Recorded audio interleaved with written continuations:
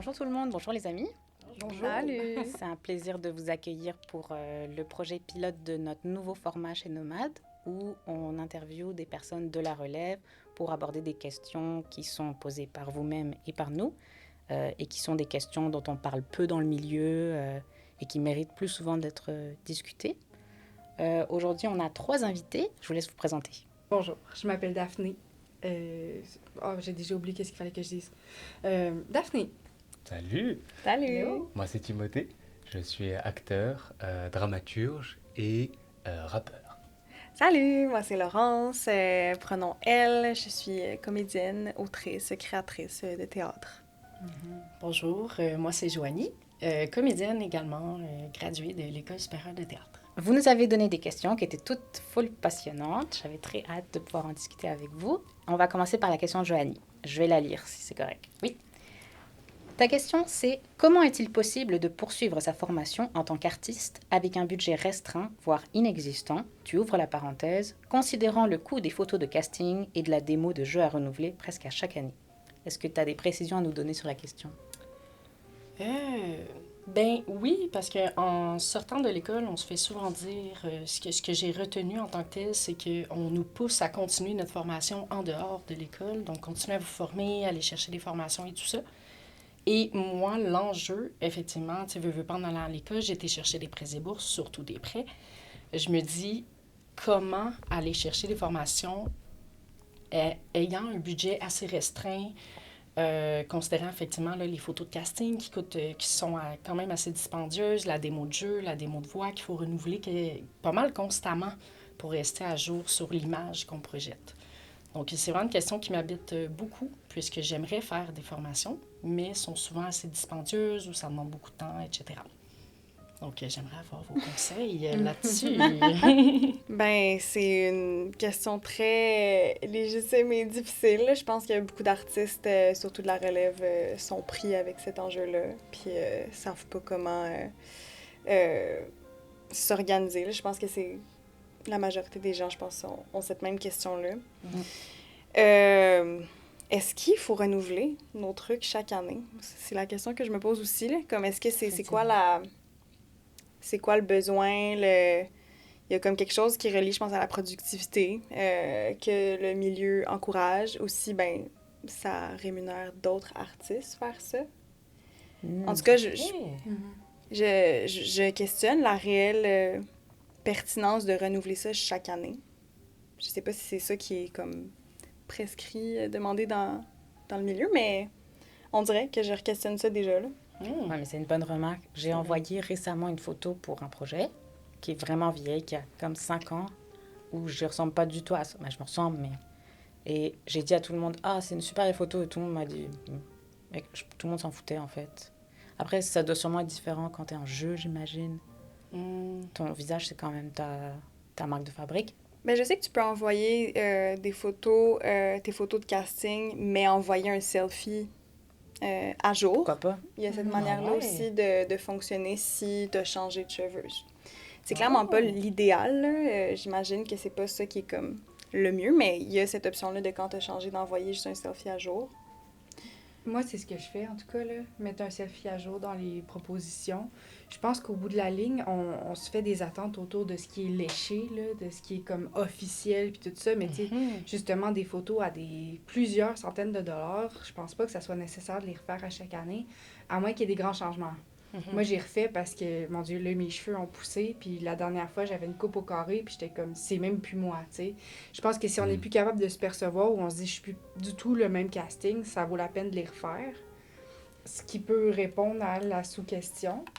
Après ça, pour revenir à ta question, j'ai l'impression que, ben, ça amène d'autres questions, mais toute la notion d'emploi alimentaire qui est associée au métier d'artiste, tu sais. Je pense que quand on finit l'école, c'est pas comme d'autres programmes qu'on peut faire, qu'on est comme, OK, je finis comme hygiéniste dentaire, je deviens hygiéniste dentaire. Exact. Tandis que là, c'est comme, je suis dans l'univers et j'essaie d'exister. Exactement. Fait que je pense qu'il y a aussi la ligne à trouver entre j'investis le temps nécessaire pour commencer à exister dans le monde artistique versus faut que je fasse de l'argent aussi en parallèle pour pouvoir exister dans le monde artistique, parce que exister, ça implique aussi des dépenses de travailleurs autonomes. Fait que je pense que c'est une ligne qui est vraiment comme à trouver entre j'investis un certain nombre d'heures par semaine en travail alimentaire pour payer mon loyer, mais aussi me payer des formations continues, tu sais. Absolument. C'est ce qui m'habite par rapport Puis à ça. on dirait, ce qui m'habite aussi par rapport à ça, c'est que quand, mettons, j'envoie mes photos de casting, ma démo et mon CV, j'ai l'impression que si ma dernière formation date de 2025, puis qu'on est rendu en 2026-2027, j'ai l'impression que les directeurs de casting qui reçoivent mon CV font comme « Ah, ben elle a rien fait, ça fait 1 an. » tu sais. Fait qu'il y a aussi cette inquiétude-là qui veut pas toujours au fond de ma tête de « Est-ce qu'ils vont se dire que je fais rien? » Quand, entre-temps, je fais de la figuration, des choses comme ça, mais c'est pas pertinent de le mettre à ton CV. Fait que là, je me dis, est-ce que ça paraît moins professionnel ou moins, comment dire, expérience de travail si ça fait si longtemps que j'ai pas eu de formation, que j'ai fait quoi que ce soit, tu sais. Fait que ça aussi, ça m'habite. C'est un peu pour ça que je me pose la question. Je crois vraiment au projet maison, là. Ouais. Comme, je pense qu'on sous-estime le pouvoir de notre communauté. Là. On est toutes des artistes cassés, on va dire ça de même. Ouais. Puis ensemble, on a le pouvoir de faire des choses. Puis je pense qu'on remet souvent entre les mains des institutions, des gens qui ont plus de pouvoir, qui vont avoir plus de pouvoir en leurs mains pour nous donner de la job. Mais je crois vraiment à notre pouvoir personnel puis de communauté, surtout de la relève, de faire des choses ensemble. Peu coûteuses, qui impliquent du bénévolat majoritairement du temps, mais t'es rémunéré d'une autre manière. Tu parles de formation. Moi, je crois vraiment le fait de faire des projets personnels, que ça soit tourner une démo maison, faire des photoshoots avec des amis qui font de la photo, ça coûte vraiment moins cher que des trucs professionnels, on va dire ça comme ça, parce que tes amis peuvent être professionnels aussi, mais de faire des stages auprès d'artistes de notoriété que tu admires, des stages qui ne seraient pas rémunérés, mais que tu leur demandes « Hey, je peux-tu suivre une formation en suivant ton travail? » J'ai l'impression qu'il y a beaucoup de choses qu'on sous-estime de notre pouvoir personnel qui... On a tendance, je pense, à comme beaucoup remettre entre les mains des autres, mais je pense qu'on a beaucoup de pouvoir qu'on sous-estime, nous aussi, comme artistes individuels. Tu faire de la formation, il y a tellement de gens qui ont ce même besoin-là. Tu te crées une communauté de 5 personnes, on se retrouve 1 fois par semaine, on travaille notre diction, notre voix, on fait la lecture à voix haute. Je pense que c'est un engagement, puis ça te demande de l'initiative, mais je pense qu'il y a vraiment d'autres solutions que toujours aller chercher les formations qui coûtent des centaines de dollars. Là. 100% d'accord. On dirait que j'avais pas pensé. Pour moi, c'est une affaire de communauté. Là. C'est ça. Puis la définition de formation, elle est importante dans cette sémantique-là parce que quand tu réalises souvent qu'il existe une multitude de formations qui ne sont pas académiques, c'est-à-dire qui ne passent pas par le milieu scolaire, mais qui sont extrêmement pertinentes et qui utilisent des modes d'apprentissage. C'est des formations d'1 ou 2 semaines. Il y a Bird and Puppet qui fait ça, par exemple. C'est indéniablement une formation. Et c'est indéniablement une formation professionnelle. Tu apprends une technique avec des nouvelles personnes, tu apprends des nouveaux horizons. C'est quoi la définition qu'on donne à formation? Il y a aussi l'idée que quand tu vas, par exemple, faire du 2e cycle, faire de la maîtrise, faire du doctorat, tu te formes, tu fais de la recherche, tu fais un projet, tu fais, mettons, une recherche-création, où on te donne de l'argent et 3 ans pour faire un projet. C'est une formation, même si tu es seul. Tu sais. Fait qu'il y a quelle définition on s'accorde à donner à la formation et sur son CV. Est-ce qu'on pourrait écrire d'autres choses dans la catégorie formation que simplement le bac qu'on a eu à l'école? Je pense que c'est aussi une partie de la question. 100% d'accord. Dans le fond, qu'est-ce qu'on peut aller inscrire? Oui.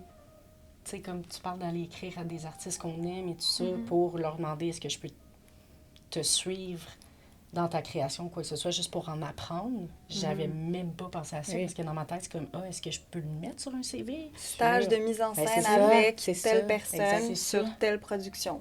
Et voilà. Je trouve ça fascinant. On dirait que je vais arriver chez moi, je vais écrire à plein de choses. Mais souvent, je pense que la ressource, c'est notre communauté. Ouais. On l'oublie souvent, mais... 100% d'accord, parce qu'on dirait qu'on se fait mettre une genre de pression de faut aller chercher plus haut. Quand que nos égos aussi sont c'est une grande ressource.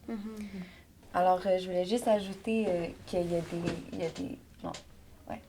Je voulais juste ajouter qu'il y a des ressources comme Carrefour Jeunesse Emploi, qu'il offre des stages rémunérés. Donc, tu suis un artiste pendant 80 heures, il te donne un petit salaire. Donc, Carrefour Jeunesse Emploi, jeunes volontaires. Il y a des âges, là, je ne suis pas certaine des âges exactement, mais jeunes volontaires. Tu commences ton projet avant tes 30 ans. Oui, jeunes volontaires pour soi à la maison qui se demandent, vraiment chouette, ils offrent un budget de formation et un budget pour créer un projet. Puis ça peut être n'importe quel projet. Donc, il y a ça. Sinon, il y a la CQT, l'ACT, qui offre des formations des fois, puis c'est produit par le gouvernement aussi, fait qu'il y a une partie de l'argent qui est payé par le gouvernement, donc ça coûte moins cher pour nous, les artistes. Puis pour la marionnette, c'est quel organisme déjà qui offre des formations? L'AQM, Oui, l'AQM qui offre des formations réduites. Association québécoise des marionnettistes. Tim t'a posé la question suivante. POV. Je discute avec un artiste que j'admire. Je me dis, il doit être content d'y être arrivé, il doit ressentir cette satisfaction. Mais quand je lui parle, il me dit l'inverse, que chaque montagne gravie en dévoile une autre, encore plus haute, qu'en plus de ces nouvelles ambitions s'ajoutent des inquiétudes, réussir à durer, avoir quelque chose à dire de toujours pertinent, etc. Je me demande, qu'est-ce qu'on fait quand on entend ça? Est-ce qu'on accepte que l'insatisfaction fasse partie de la vie d'artiste ou d'être satisfait de ce que l'on a déjà construit? Mais ouais, c'est parce que c'est pas évident. Tu te dis franchement, ah bah lui il a plus vraiment de soucis, en tout cas pas les mêmes que moi, et en fait il a les mêmes soucis. Il se demande, est-ce que je vais rembourser le prêt de la maison? Toi tu rembourses le prêt étudiant, genre c'est la même chose, genre alors que tu pensais que tu allais réussir un jour à accéder à... Voilà. En tout cas, il y a une différence entre ce que tu penses que les gens ressentent et la satisfaction qu'ils en retirent. Mais il y a plusieurs pistes de réponse. J'ai hâte de vous entendre sur ça. Moi, je serais curieuse de savoir qu'est-ce que ça te fait. Ça m'a fait me dire, c'est plus complexe que ce que je pensais.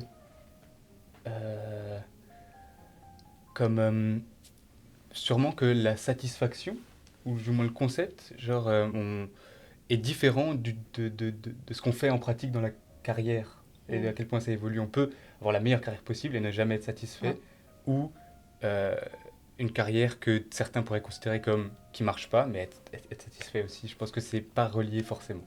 En tout cas, pas directement. Genre. C'est drôle, moi, c'est ce qui me vient en tête, c'est je vois même pas l'artiste comme je sais pas comment dire. Je vois l'humain avant l'artiste, mettons, dans cette question-là, parce que je me dis, je vous donne un exemple. Moi, ça fait 5 ans que j'ai fini l'école de théâtre. Puis cette année, à un moment donné, je sais pas qu'est-ce qui s'est passé, je suis sortie de mon corps, je me suis regardée, puis j'ai fait « Attends, je suis en train d'être comédienne, là. Puis ça m'a comme donné une grande satisfaction parce qu'à un moment donné, j'ai fait mon rêve depuis bon nombre d'années, là, depuis que j'ai 12-13 ans, que je suis comme je vais être comédienne, j'y touche, là.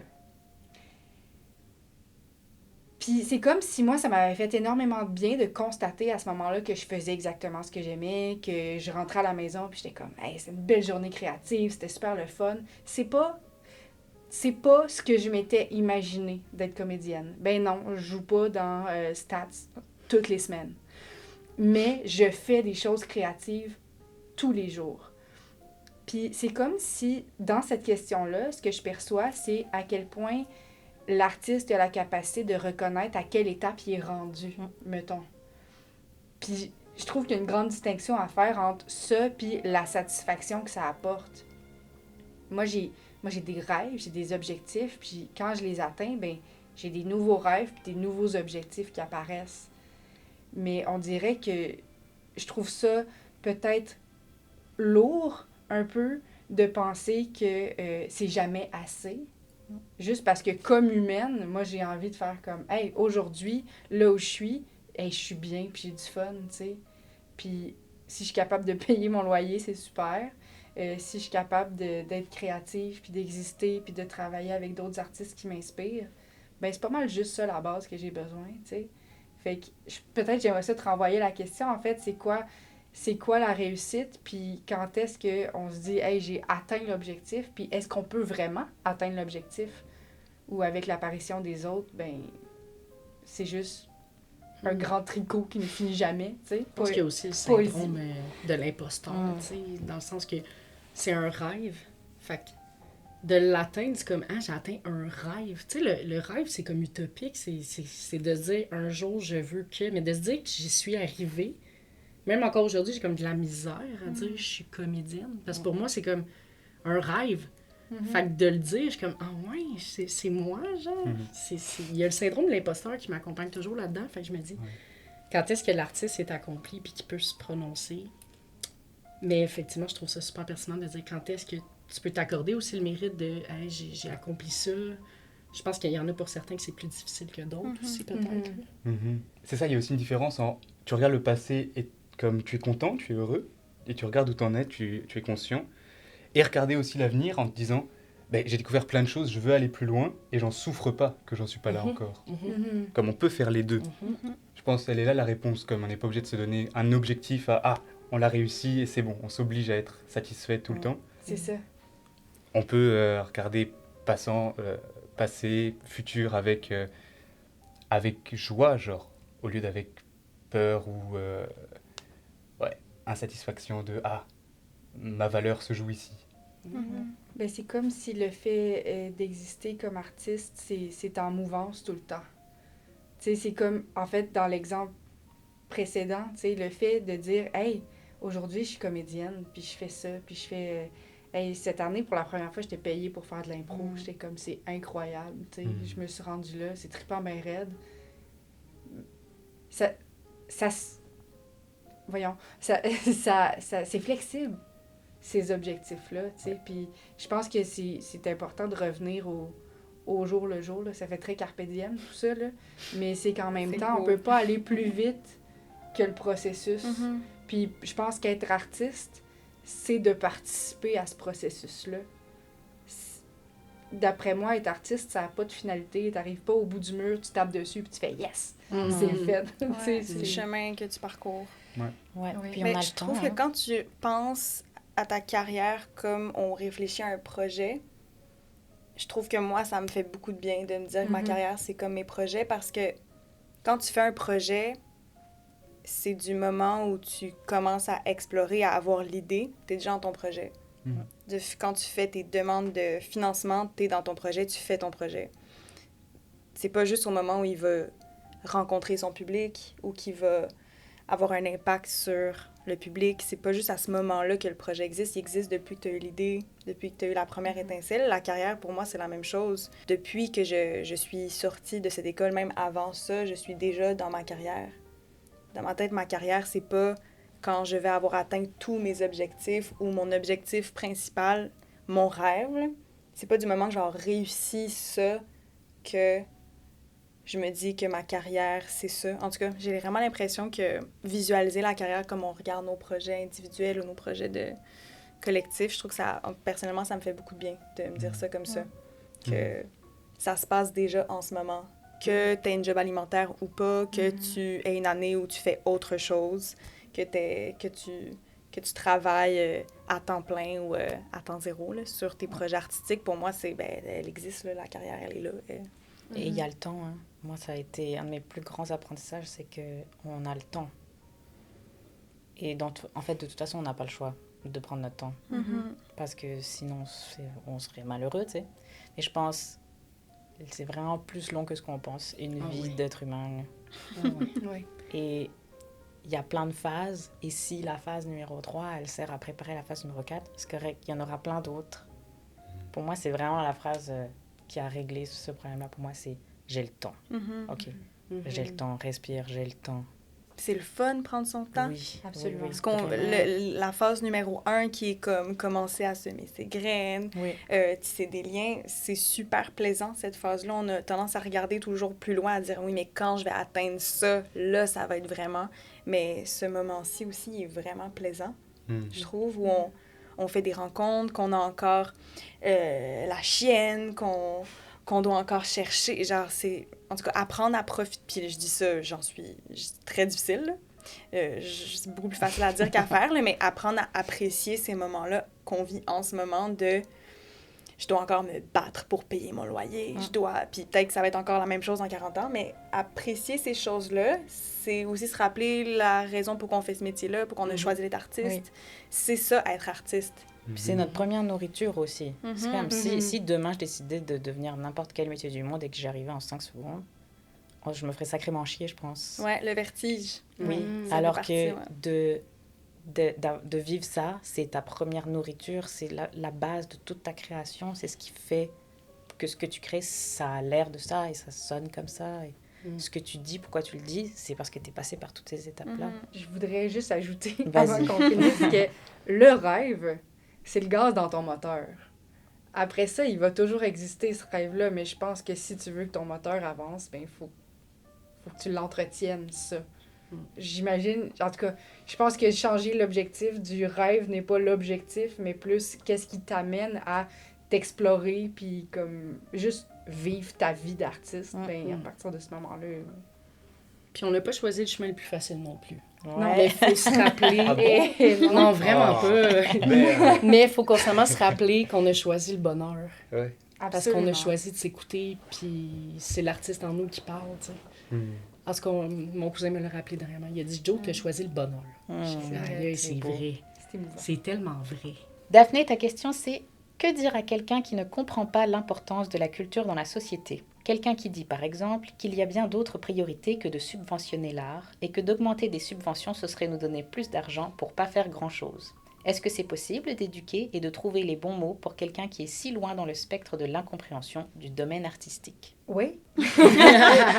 Inspirée de faits vécus. Et je me souviens que cette fois-là, quand j'ai voulu défendre ce point-là, c'était affreux parce que j'étais parsemée de larmes sur tout mon visage en étant comme « Tu comprends pas! Surtout quand c'est des gens qui sont très proches de nous, puis qu'on est comme « Ah, parmi toutes les gens que je pensais qui pourraient croire en moi, il y avait toi. » Fait que c'est ça. J'aimerais vous entendre là-dessus. Moi, j'écris une longue réponse. Ah ouais. C'est un sujet qui est important pour moi, fait que je vous propose de répondre. La réponse que moi, je donnerais à ça, c'est que on le sait depuis très longtemps que l'humain, sa particularité, c'est qu'il raconte des histoires. C'est-à-dire, on sait qu'une des seules choses instinctives chez l'humain, qui est innée et non acquise, c'est le désir de raconter des histoires. Terry Pratchett, il parle du narrativium, qui est une espèce de matière imaginaire et qui est une matière qui a beaucoup de puissance parce que tout ce qu'on se raconte, ça devient vrai. Et Guy Warch, un auteur très intéressant qui écrit sur le mythe, il a traité de ça, de chez Terry Pratchett, et il a historiquement démontré, selon moi, que c'était vrai, parce qu'il a prouvé que le mythe vient avant l'histoire, que c'est parce qu'on se raconte des choses, qu'on agit d'une certaine manière, et qu'en agissant d'une certaine manière, il y a des événements qui ont lieu. Et l'exemple le plus probant de ça, c'est le mythe christique, qui est que si Jésus-Christ avait vraiment existé, admettons, la raison pour laquelle il a agi comme il a agi, et la raison pour laquelle on a fait de lui le Christ, c'est parce qu'à l'époque, il existait déjà les mythes christiques. On pensait déjà qu'il y aurait un personnage. On avait déjà donné le rôle à un personnage imaginaire d'être christique. Et si ça a fonctionné pour lui, c'est parce qu'on croyait déjà que c'était possible. Et Guy Warch, il écrit là-dessus, et il dit qu'on retrouve le mythe toujours avant l'événement. On retrouve le mythe de l'Atlantide avant les grandes inondations. C'est-à-dire, l'être humain, il ne peut pas s'en empêcher. Il doit raconter des histoires. Et heureusement, j'ai envie de dire, parce que si on n'en avait pas raconté, si on n'avait pas rêvé de voler, si on n'avait pas rêvé de vivre plus vieux, de s'aimer plus longtemps, on n'en aurait pas fait des recherches pour améliorer la médecine, on n'aurait pas inventé les avions, et on pourrait débattre sur la pertinence de l'acte, mais on ne serait pas allé dans l'espace. Alors, la vraie question, c'est pas est-ce que l'art c'est utile, parce qu'on sait que c'est utile. Ce que la personne, elle te demande en vérité, c'est est-ce que toi tu mérites de manger, alors que la personne qui remplit des chiffres sur un Excel dans son job de comptable, elle a le droit de manger, mais pas toi. Est-ce que toi, ton action, elle est vraiment moins essentielle que le comptable, que l'ingénieur? Tous ces gens-là, leur travail, il descend du travail de tous les artistes. Et les artistes, on a marché dessus pendant des milliers d'années. On a tué les sorcières alors qu'on buvait leurs remèdes. On violé des femmes qui étaient prostituées alors qu'on allait consulter leurs services. On a affamé et tué les artistes alors que nos sociétés sont bâties sur leur travail. La personne qui t'a posé cette question, elle porte que des vêtements gris? Elle conduit une voiture noire? Sa maison, c'est un bloc de béton? Je pense pas. C'est genre tout dans son quotidien a des couleurs, a une forme. Tout ça, c'est le résultat de notre naturel à vouloir se raconter des histoires. Donc, tu peux répondre à cette personne. Au fond, ta question, ton postulat de ta question, c'est est-ce que moi, je mérite de manger moins que toi? Et là, la personne, elle peut trouver la réponse toute seule. Et en vrai, c'est non. Tu mérites pas moins de manger que n'importe qui d'autre. T'expliques toutes les larmes qui sont sorties à la seconde où ça s'est passé, en fait. Toute la peine qui accompagnait ma tentative de réponse à ce moment-là, c'est exactement ça. Aussi, parce que pour nous, c'est viscéral. Oui. C'est s'exprimer. Oui. C'est ce qu'on est. Fait que c'est viscéral. Fait que de se faire comme... D'entendre un avis contraire, ça fait mal à nos valeurs. T'sais. Fait que je peux comprendre que c'est mieux de chercher comme ça, 100%. Ben surtout parce que aussi, je pense que l'art a un impact sur ma société. Puis que quand je choisis de prendre parole sur quelque chose, parce que je pense que la société qui m'entoure a besoin de l'entendre. Fait que de me faire dire que ces choses-là sont pas plus importantes que les infirmières qui travaillent 16 heures par shift, ben je trouve que c'est enlever le pain à quelqu'un pour le donner à quelqu'un d'autre. Parce qu'au bout de la ligne, pourquoi tout le monde ne devrait pas juste pouvoir exister? Parce que s'il n'y a pas d'art, ben l'infirmière qui vient de faire 16 heures puis qui a besoin de relaxer, ben elle n'a plus de culture à consommer.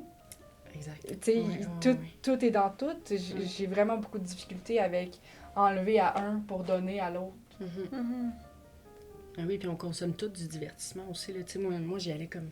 J'ai été comme... Je suis très candide aussi. Là. Fait que je pars vraiment à la base, je prends ça au premier degré, puis je me dis, est-ce que cette personne-là serait plus touchée et interpellée si on va vers des artistes qu'il ou elle connaît?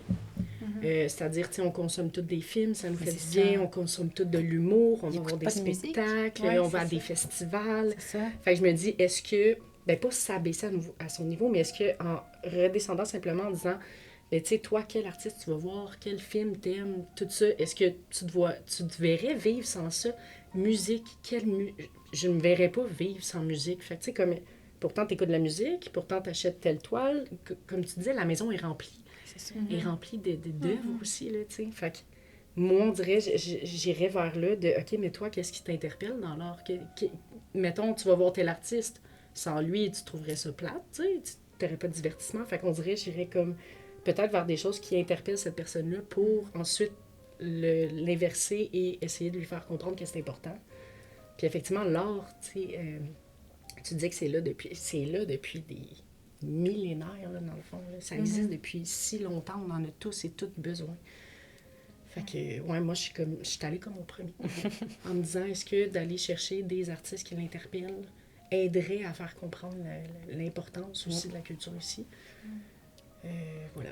J'ai l'impression que, en tout cas, j'ose espérer que ces personnes-là remettent pas en question la pertinence de l'art, mais plus comment notre système au Québec ou au Canada fonctionne au niveau de la rémunération du milieu culturel. J'ose espérer que c'est plus ça qui critique plus que la pertinence de l'art, parce que je pense que c'est irréfutable, comme tu l'as très bien dit, Luna. Puis à ce moment-là, c'est un débat intéressant. Puis je trouve que là, on a de quoi, de la matière à débattre pour de vrai, puis à avoir une discussion, puis à voir est-ce qu'il y a d'autres manières, est-ce qu'il y a un système à renverser, est-ce qu'il y a des murs à défoncer, puis des nouvelles choses à créer pour comme trouver d'autres manières d'être rémunéré, parce qu'en ce moment, c'est vrai que le milieu culturel dépend que des gouvernements au niveau du financement, puis ça, ben c'est dû à un désintérêt. Pour moi, après ça, là, je parle vraiment à travers mon chapeau, là, c'est pas du tout un domaine d'expertise, mais j'ai l'impression que ce système-là est comme ça parce que la population s'est désintéressée à la culture québécoise.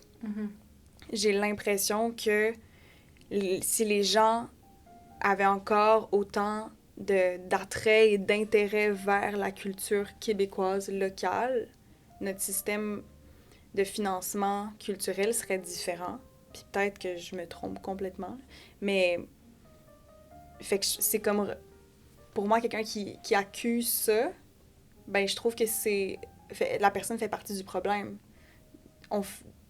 C'est dû à notre population québécoise, le fait que on rush tellement au niveau artistique, au niveau de l'argent, les artistes, parce que ben, la population n'investit plus dans sa culture québécoise. Fait que pour moi, ça parle beaucoup de l'identité québécoise. Puis, en tout cas, c'est terrain glissant, là, mais comme je trouve ça, les gens qui vont accuser la présence de l'immigration au niveau de la culture québécoise, je trouve que c'est vraiment pas regarder le problème à bonne place, parce que je trouve vraiment que c'est dû à la population en entier, que notre culture, notre langue est en train de perdre, de se perdre. C'est dû à chacun individu de notre population, parce que on a tendance à aller beaucoup plus vers la culture américaine. Genre, c'est comme des choses qui existent depuis tellement longtemps dans notre société qui est dû pour être renversé. Puis pour moi, c'est beaucoup lié à ce débat-là que les gens vont remettre en question les subventions. Puis tout ça, finalement, c'est que le problème, c'est beaucoup plus la culture québécoise. Genre, c'est ce que les gens ne s'y intéressent plus. En tout cas, très compliqué, je trouve, à mettre en mots, là, ça, là, mais comme, parce que, comme je le répète, je suis pas...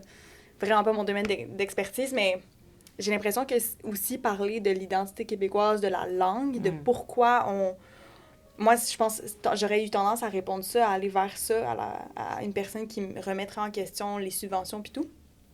De dire que ben, la culture québécoise, l'identité pour toi, c'est quoi? Parce que l'art, c'est pas mal ça qui la crée, là, notre langue, pour moi, elle se préserve grâce à la culture, Fait que comme... J'aurais tendance à aller m'interroger à cette personne-là sur c'est quoi pour toi l'identité québécoise. Puis est-ce que c'est pas important pour toi? Si oui, ben peut-être là, effectivement, peut-être tu t'en fous de l'art. Mais oui, c'est ça. Ça aurait été ma take. Intéressant, oui. OK. Oh, désolée, mais on va devoir passer à autre chose. Soit. On continue avec la question de Laurence. La question est, comment vivre de son art sans s'empêcher d'accomplir nos autres rêves? Faut-il absolument tout sacrifier pour réussir un jour à en vivre? Comment faire pour ne pas tout reprendre à zéro si on fait une pause pour se concentrer sur autre chose, si on change de ville, de pays? Comment faire si je veux partir vivre à la campagne, en forêt, sur le bord de l'eau, mais être artiste professionnel?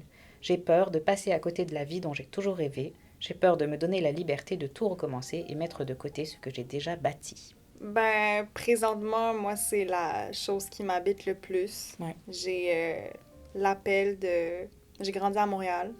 Je suis née à Montréal. Puis en ce moment, j'ai vraiment l'appel de partir ailleurs, de vivre en campagne, de me rapprocher de plus petites communautés, puis de vivre plus près de la nature. C'est l'appel que j'ai en ce moment, mais je suis très tiraillée par mes préjugés et ma conception de cette vie d'artiste-là qui nécessite une grande métropole. Je pense que j'ai sûrement énormément de biais par rapport à ça, étant donné que je suis née, grandie à Montréal, mais j'ai la chienne, je pense, de faire ce move-là, puis je sais pas exactement c'est quoi qui m'en empêche. Je vois des amis qui le font, puis en tout cas, ça me fait me poser toutes ces questions-là de c'est quoi que ça implique de s'éloigner d'une grande ville pour aller vers une vie plus simple ailleurs. Ça m'habite énormément. Mais ça me touche parce que c'est aussi un de mes grands rêves, c'est d'avoir une ferme et d'être en autosuffisance et de sortir une fois par an pour acheter de la sauce soja.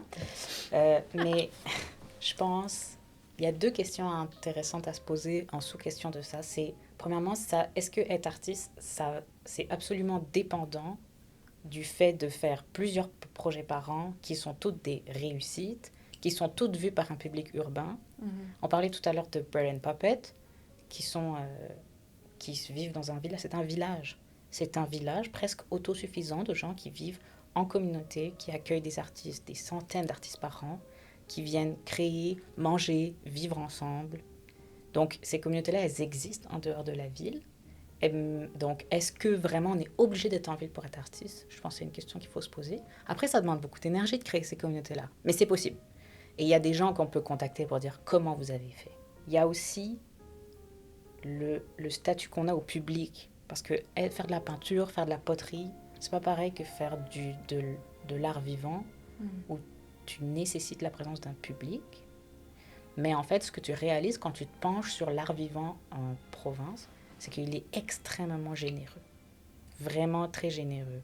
C'est sûr que peut-être qu'il est moins...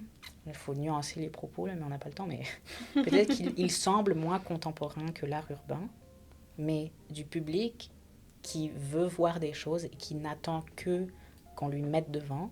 En province, il existe ce public-là. Fait que ça fait super peur. Je pense que je comprends.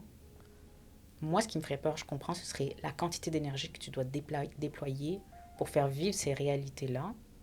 Mais tu sais, t'es pas obligé de créer au même rythme forcené que le rythme imposé par la réalité urbaine. Et je crave de ça énormément, de Faire ralentir. un Je projet trouve par que c'est très an. difficile ici de ralentir. C'est ça. Ouais. Et je pense que c'est un cadeau que ça donne aussi de partir de la ville, c'est que ça t'offre l'opportunité de créer plus lentement et donc, selon moi, de créer mieux.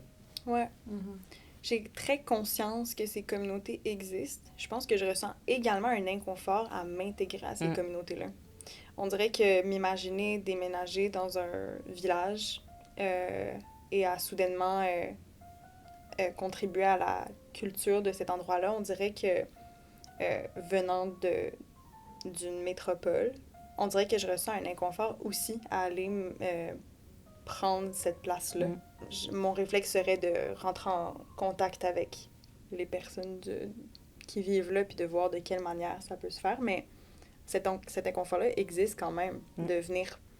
On a souvent, je pense, le préjugé qu'il y a encore moins d'espace. Ça, je pense que c'est un préjugé qu'on a clairement, les gens qui viennent par exemple, de Montréal ou de Québec, de penser qu'il y a moins d'espace pour la culture dans ces endroits-là parce qu'il y a moins de gens. Ça, je pense que c'est un préjugé qu'on a puis qu'il faut. Mais quand même, est-ce que le fait de partir, de déménager là, on prend de la place qui n'est pas la nôtre, en tout cas? Je sais pas, cet inconfort est réel ou si c'est juste des pensées intrusives, mais on dirait que je me pose la question aussi. Est-ce que c'est notre place aussi de venir s'accaparer la culture de ces lieux-là? Ben, j'ai l'impression que c'est pas nécessairement s'accaparer la culture de ces lieux-là. Je pense que c'est comme d'arriver n'importe où, en fait. Quand tu arrives quelque part, tu connais personne dans un lieu où tout le monde se connaît. Fait que c'est sûr que si t'arrives puis tu fais « Moi, j'écris des pièces de théâtre, puis je m'en viens jouer dans votre théâtre, puis l'année prochaine, c'est ma pièce qu'on joue. N'importe qui va se braquer puis va faire comme « Oh, wow, les moteurs. » mais en même temps, je pense que quand t'arrives dans une communauté, que t'apprends à la connaître, que tu commences à exister dans cette communauté-là, naturellement, il y a la relation humaine qui prime avant le « je m'en viens faire ça chez vous ». Exact. Comme n'importe quoi, comme arriver dans un pays puis faire hey, moi je sais comment ça marche. T'sais, culturellement, on n'est pas les mêmes. Fait que j'apprends à embrasser la culture de l'autre pour pouvoir amener ma propre culture dans cette culture-là aussi. Je pense que ça, c'est important. Vivre ensemble avant de créer ensemble. Exact, tout à fait. Parce qu'on est aussi dans une société qui est très rapide et on voit les rêves des autres constamment sur les réseaux. Puis on a l'impression que nos rêves doivent s'accomplir maintenant, comme le plus vite possible. Fait que je me poserais aussi la question, est-ce que c'est un rêve à long terme ou c'est un rêve que tu ressens en ce moment? Puis ça peut être une bonne piste de réflexion. Parce que si c'est un rêve que tu as en ce moment, rien t'empêche de partir 2 ans, l'essayer, puis revenir si ça te convient plus. Puis si c'est un rêve à long terme, ben vis ce que tu as à vivre en ville, puis à les rencontres que tu as envie, puis après tu vas le vivre ce moment-là. Puis ça t'empêche pas de partir 2 semaines par année, 3 semaines écrire là-bas, tu sais. Mais on dirait que je trouve ça... Ce qui m'effraie dans cette idée-là de l'essayer de partir, c'est que tout ce qui a été construit depuis va s'effondrer, puis que du moment que je vais revenir à ça, c'est de repartir à zéro. Je pense que c'est cette crainte-là aussi qui fait que le move est dur à faire. C'est d'avoir l'impression que tout ce qu'on bâtit jour après jour à essayer de déployer notre pratique, c'est tellement fragile. Du moins, c'est ce on dirait qu'on se fait dire. On s'est fait dire ça à l'école de théâtre. C'est ça que j'allais dire. C'est l'urgence de... Moi, je me suis fait beaucoup dire dans mon année, quand tu sors de là, va pas en voyage là, quand tu sors de l'école de théâtre, parce que là, t'es la saveur de l'année. Là. L'année prochaine, il va y avoir d'autres mondes qui vont popper, puis eux autres vont être la nouvelle saveur de l'année. Va-t'en pas, là. C'est le temps là, de tomber, puis d'être vu, puis tout ça, puis... Je veux dire, je veux bien être vue à la première seconde que je sors de l'école, mais même si je suis comme « Hello, regardez-moi », les gens sont comme « Fait que là, il y a des castings de gens qu'on connaît déjà, c'est cool, OK. » Faut apprendre, faut prendre le temps d'exister. Fait qu'après ça, c'est quoi ton objectif comme artiste?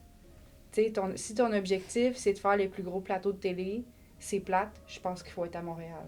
Si après ça, tu veux écrire des pièces de théâtre, puis que tu as envie d'exister dans une communauté, puis que tes pièces soient jouées, je pense qu'on a quasiment plus de chances d'exister comme artiste, puis que vraiment nos pièces soient jouées à chaque année si on est ailleurs. C'est vrai. La compétition est tellement intense à Montréal. À tous les coins de rue, il y a 5 comédiennes qui nous ressemblent, qui veulent faire la même affaire que nous, puis qui écrivent bien, qui veulent faire exactement ce qu'on veut. À la limite, d'exister ailleurs peut peut-être nous donner la liberté d'exister plus fort. Faut aller au Nouveau-Brunswick. Nouveau-Brunswick? C'est ça. Non, mais sérieusement, le Nouveau-Brunswick, c'est la place. Là. Alors, Julie, ta question c'est, en tant qu'artiste, on crée notre propre horaire de travail et il est facile de ne plus compter les heures par passion. Quel est le ratio sain entre repos, travail artistique, travail alimentaire, social, famille, activité, etc. Tu ajoutes, en discutant avec les artistes de la saison dernière, j'ai réalisé qu'on se pose souvent cette question jusqu'à la fin de notre carrière. Je me demande quel serait l'idéal et comment on pourrait l'atteindre. Ben, je pense que moi, je suis quelqu'un qui rapidement aime faire plein de choses en même temps. Ça, je pense que c'est dans mon énergie.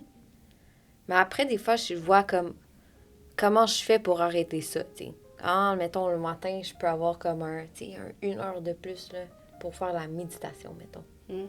Puis là, quand je pars en voyage, je pense que ça vient de ça aussi. Je m'en vais rencontrer d'autres artistes, puis j'ai pas de... tout est à construire, j'ai pas d'obligation. Il y a pas tous mes amis, il y a pas ma famille, il y a pas... Fait que c'est comme je me retrouve tout seul avec day-to-day, qu'est-ce que je veux faire, tu sais. Sauf que je me dis comment l'infiltrer, ça. Ce petit 10 minutes de repos entre... Tu sais, on peut l'infiltrer au quotidien, mais je me demande qu'est-ce qui est sain, qu'est-ce qui est pas sain. Est-ce qu'il y a une formule gagnante? Je peux non plus envie que ma vie soit tout le temps dans ce questionnement-là. Mais je regarde Michel Maxime qui me disait qu'il a toujours fait 4 projets en même temps. Je réalise que c'est peut-être aussi partie de la passion, tu sais. Peut-être que je me pose une question qui fait partie du... Ouais, voilà. C'est pour ça que je sais pas. Parce que moi, je me demande, est-ce que tu es fatigué? Est-ce que tu es brûlé? Est-ce que ton corps et ton mental écopent de ta créativité constante? Parce que si la réponse est non, continue. Tu sais, je sais pas comment l'expliquer. C'est drôle parce qu'après avoir lu ta question, moi, j'ai vu une photo passer sur les réseaux puis je trouvais ça super important. If it makes you happy, it's not a waste of time. Tu sais, si ça te rend heureux, c'est pas une perte de temps dans le sens... Moi, je pense que si t'as pas l'impression de travailler et que t'es heureuse dans tout ce que tu fais, que tu crées puis que ça t'apporte beaucoup, est-ce qu'il y a vraiment une limite de temps qu'on peut y accorder, tu sais? Si t'es bien avec ça. C'est différent si t'es fatigué, t'es épuisé, t'as des courbatures, tu sens que tu négliges tes amis, ta famille et tout ça, mais si tu sens que non et que tu jauges bien chaque partie, moi, je pense que tu peux quand même continuer dans cet élan-là. Tu sais, je pense que c'est propre à chacun. S'il y en a qui sentent que j'ai négligé ma famille dans les derniers temps parce que je trouve que j'ai trop de projets et tout, OK, là, il faut y repenser. Mais je pense que sinon, tu trouves quand même le moyen de les voir ou quoi que ce soit, je pense que je continuerai dans cette lancée-là, tu sais. C'est une passion. Si t'as pas l'impression de travailler, c'est incroyable, là. Je pense que c'est le luxe qu'on peut avoir dans ce qu'on fait. Puis en plus, tu peux jumeler, tu sais, activité, famille sociale, travail artistique, social. Je pense qu'on peut jumeler aussi certaines parties. Je pense que t'es vraiment bonne là-dedans aussi. Fait que, mais je trouve ça cool qu'on se pose la question. Anjo, elle a répondu exactement la même chose, que c'est le Oui. corps qui te dit. Oui. Tant que t'écoutes ton corps, 100% d'accord. puis elle a dit courbature aussi. Oui. Incroyable. Et moi, j'ai dit qu'Anjo, ça va être moi plus tard, mais bon. Tellement. Puis Anjo, il faut préciser, professeur de jeux caméra. Oui. Elle aussi, elle disait, quand on a 20, 30, 40 ans, c'est une période comme de passion, go for it, genre. Tant que tu te sens dans un flow, mais écouter ton corps, parce que le moment qui t'envoie des signes, c'est il faut arrêter immédiatement. Exact. Je suis plutôt d'accord avec toi. Je pense qu'on a répandu, et de manière un peu étrange selon moi, le mythe qu'on devait avoir un équilibre parfait entre le travail, le hobby, la famille, le ski, le week-end. Non. Mais genre, vraiment, non. Déjà, premièrement, on n'a jamais fait ça. Genre, historiquement, les humains, ils travaillent beaucoup en été, un peu le printemps, un peu l'automne. En hiver, ils dorment. Comme on a toujours eu des rythmes variables, Et après, pour moi, il n'y a rien qu'une bonne communication, ça ne peut pas résoudre. Quand j'ai 3 projets en même temps, je dis à mon chum, je te parle pas pendant 3 semaines. Il dit OK. Et genre, il me fait un bisou le soir, je suis déjà endormie, mais il sait. Et après, c'est-à-dire cet équilibre, tu peux le trouver, selon moi, sur des plus grandes fourchettes de temps. Tu peux dire, pendant 2 mois, je vois pas mes amis. Mais tu peux leur texter, leur dire, hey, j'ai full de projets pendant 2 mois, je pense à vous, je vous aime. Dans 2 mois, on se voit. Je pense que c'est aussi ça la nature de notre travail. Sinon, on ferait un 9 to 5, on serait devant un bureau. Tu sais. Je veux rebondir là-dessus. Parce que moi, j'ai longtemps eu de la misère avec le fait de séparer l'artiste puis l'humain qu'il y a dans l'artiste, mettons. Puis je pense que c'est beaucoup une question de self-care aussi. Je pense que l'artiste en moi a beaucoup le FOMO, a peur de passer à côté de la bonne perche pour finalement être vu et devenir l'artiste reconnu qu'on appelle sur tous les plateaux, mettons. Fait que ça me fait dire oui à beaucoup d'affaires dans l'espoir que ça soit la bonne chose. Mais ça fait que je me couche tard. Ça fait qu'à n'importe quelle heure du jour ou de la nuit, je vais répondre à un courriel. Ça fait que je ne vais pas au gym parce que j'ai pas le temps. Ça fait que je déjeune pas le matin parce que je vais prioriser d'autres affaires. Moi, j'ai senti la fatigue qui venait avec ça. Le fait que j'ai oublié pendant trop longtemps dans ma vie de me mettre au centre pour que moi, je puisse accomplir toutes ces affaires-là. Je recevais des messages de mes amis qui me disaient « Hey, quand est-ce qu'on se voit? » J'ouvrais mon agenda, je voyais une soirée de libre, je le bookais. Mais ça faisait que j'avais aucune soirée de libre. Puis qu'à un moment donné, il a fallu que je m'assoie avec moi-même puis que je fasse... je réserve une soirée pour les amis, mais je me réserve aussi une soirée où est-ce que je fais rien. Que ce soit du travail, que ce soit du gym, que ce soit quelque chose de le fun. Il faut que je me réserve des moments pour être tranquille à la maison. Puis quand c'est trop booké, on a de la misère à prendre le temps. Puis je pense que, tu sais, que ce soit la méditation ou pas, si on se surbook, c'est sûr que je ne prendrai pas 10 minutes pour méditer, parce que 10 minutes pour méditer, c'est une tâche de plus. Puis ça devient étouffant. Fait que je pense que de ramener le self-care sur soi nous permet, je pense, évidemment, de mieux prendre soin de nous, mais de mieux prendre soin des autres et de nos projets. Puis je pense que c'est quelque chose qu'il faut garder vraiment pas loin. Il faut garder ça à vue pour faire comme, OK, si je veux bien faire les choses, il faut aussi faut que je prenne soin de moi en premier. Puis je pense que c'est ce qu'on a tendance à oublier parce que dans la vie effrénée de gens passionnés qu'on est, on va être passionné jusqu'à s'essouffler, tomber en burn-out une couple de mois, se remettre, faire « OK, je repars ». Puis ça, c'est un piège, je pense, qui est assez risqué dans notre domaine. Et dans bien d'autres, sans doute. Et pour prendre soin de soi de la meilleure manière, il faut aussi bien se connaître. Ouais. Des fois, les gens, ils se connaissent pas.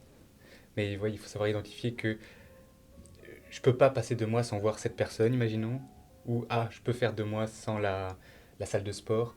Il faut le savoir. Moi, ce que je pense, c'est que les réseaux, c'est un piège par rapport à ça. C'est cette espèce de vie idéalisée où, genre, une personne qui a une vie équilibrée, c'est que tous les jours, elle fait ça, tous les matins, elle fait ça. Mais c'est tellement personnel. Peut-être tous les matins, tu as besoin de faire la salutation au soleil. Peut-être que moi, tous les matins, j'ai besoin d'aller pisser, la première chose que je me fais quand je me lève.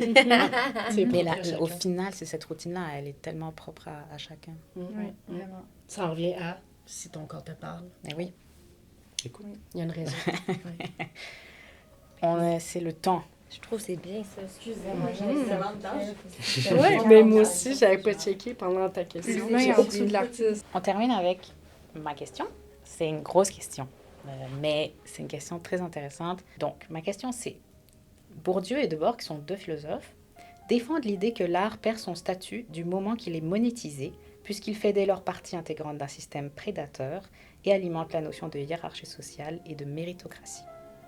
Comment naviguer le fait de devoir monétiser son art pour survivre quand l'acte de monétisation nous prive du statut d'artiste, selon ces 2 philosophes, et fait de nous des médiateurs avant d'être des créateurs. Et par médiateur, j'entends que notre action, c'est davantage la diffusion de notre art que juste la création de notre art. Mais vous pouvez aussi être en désaccord avec mon postulat de départ. Moi, je suis complètement en accord et complètement en désaccord pour différentes raisons. Ce qui m'amène à me dire qu'il faut varier, faut faire les deux. Moi, j'y avais jamais réfléchi comme ça, comme le fait de monétiser mon art. Est-ce que ça remet en question mon statut d'artiste? Mais maintenant que j'ai réfléchi avec le concept théorique des philosophes, je trouve que ça confirme mon instinct qui est de varier, de faire des projets monétaires desquels je vais recevoir une rémunération vu que c'est mon métier, que j'ai décidé de professionnaliser mon art et d'en faire mon métier, mais de faire aussi des projets qui sont pour la communauté, qui sont le geste artistique avant tout, qui sont pas le résultat, qui sont pas la diffusion, que c'est vraiment le geste, puis le cadeau offert aux communautés. Puis je trouve que c'est un devoir comme artiste de travailler à démocratiser notre pratique, à la rendre accessible à toutes les différentes hiérarchies sociales, aux gens qui ont plus l'habitude, moins l'habitude de consommer de l'art. Pour moi, c'est personnellement un devoir, puis je trouve que c'est important. Fait que pour moi, ça serait de varier les deux, je pense. Ça me touche beaucoup. On dirait que c'est une grosse question parce que j'ai déjà eu des discussions avec... j'ai déjà eu ces discussions-là avec mon chum parce que fallait qu'il vende une toile à un moment donné. Puis il était comme, mais je sais pas combien à vendre parce que je sais pas...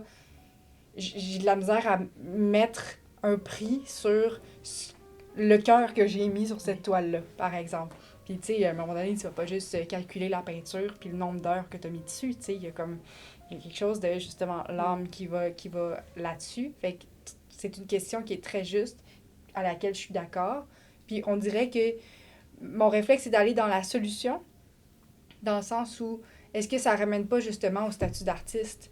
Si on était payé pour le travail qu'on faisait, tout simplement, sans nécessairement donner un prix à l'œuvre qu'on finit par créer. Je pense au statut d'artiste en France, par exemple, où tu sais, ben, de ce que j'ai compris, c'est qu'il y a un salaire qui est donné aux artistes. L'intermittence. Ben, tu sais, si à la place d'attendre une subvention, puis qu'on se dit, ce projet-là vaut 75 000, ben, à la place, si on était payé pour juste exister et produire l'art de la façon qu'on le fait, ben peut-être que ça serait, oui, pas... tu sais, je sais pas si c'est en termes de quantité monétaire, qu'est-ce qui vaut mieux que l'autre, mais en même temps, faut qu'on mange. On en a parlé. Faut qu'on mange, faut qu'on existe. C'est ça qu'on fait de mieux, créer.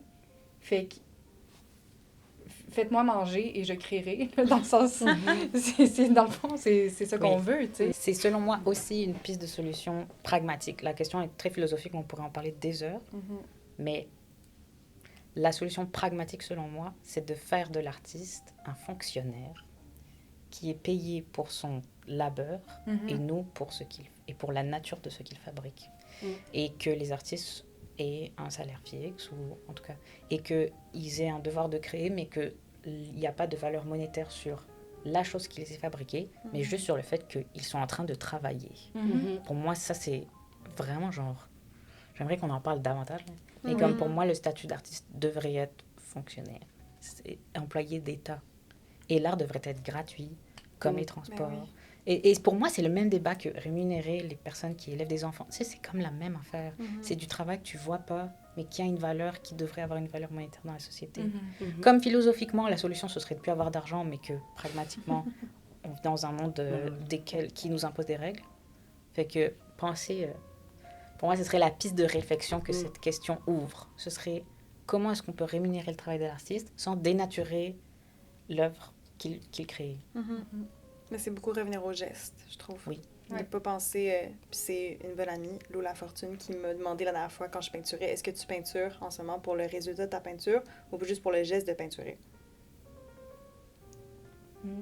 Lourd.